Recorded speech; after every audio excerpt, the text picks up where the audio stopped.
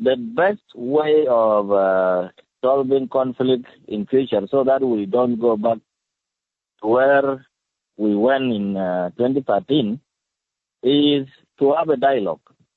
If you remember, during the SPLM convention in Juba, the former Catholic Archbishop of Juba,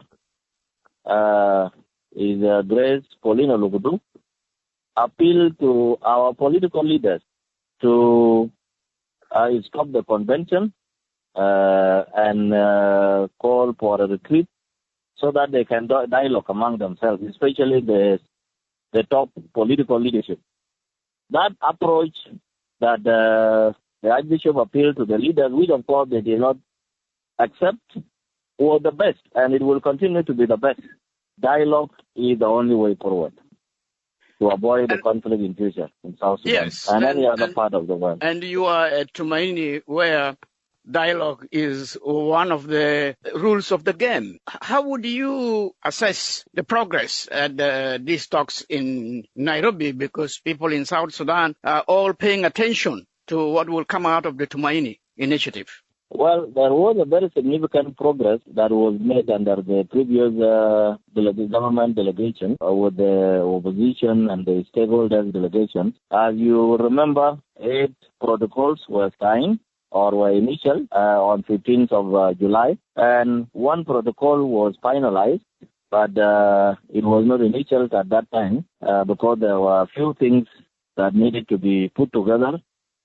And we were actually remaining literally was only one protocol, which is known as responsibility sharing. In other places, it's called power sharing.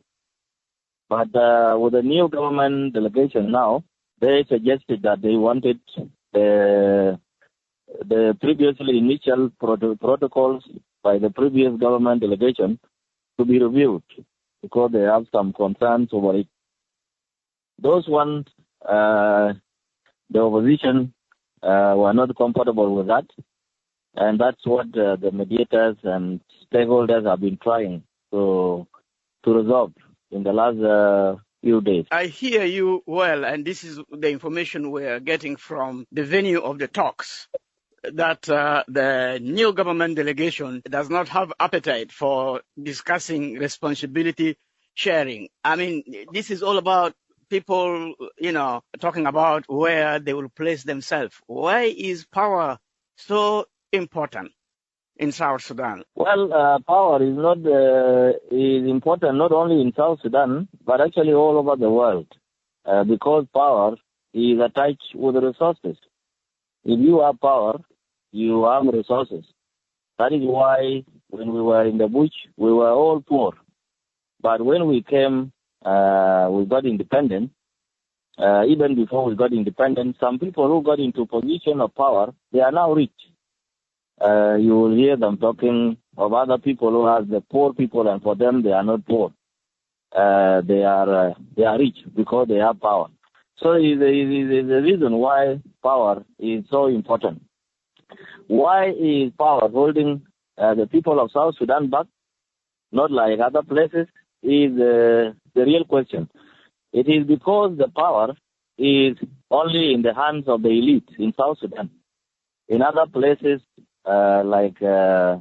especially those countries that are democratic, the power is in the hand of the people, and the people decide whom to hand it over to, because the power belongs to the people and it is only delegated to the leaders to use it to serve the people. But in South Sudan, it's the other way around.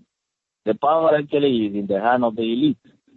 And so they fight over it, they quarrel over it, and the people are just helpless because they are suffering down there. Nobody is helping them, while the leaders are struggling over the power.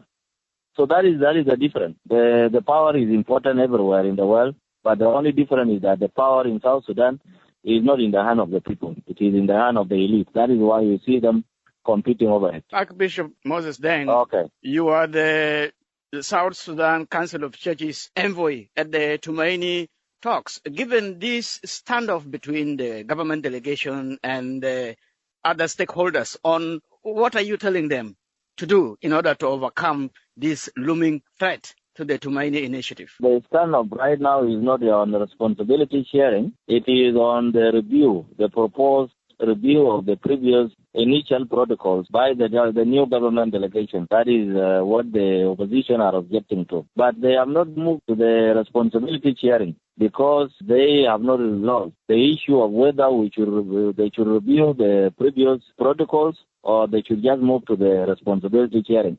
With the government delegation saying we cannot move to the responsibility sharing protocol unless we have agreed on the issue of the viewing of the previous initial protocols, and the opposition is objecting to that. So that is where the stand-up is at the moment.